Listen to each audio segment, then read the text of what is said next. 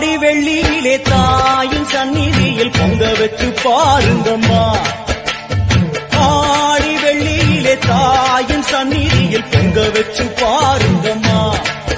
அம்மா பூங்கரகம் தூக்கி வந்து வேப்பிலையில் ஆடை கட்டி முளப்பாரி ஏந்துங்கம்மா. வந்து தாயவள பாருங்கம்மா, அவ வேர்காட்டு மாரியம்மா.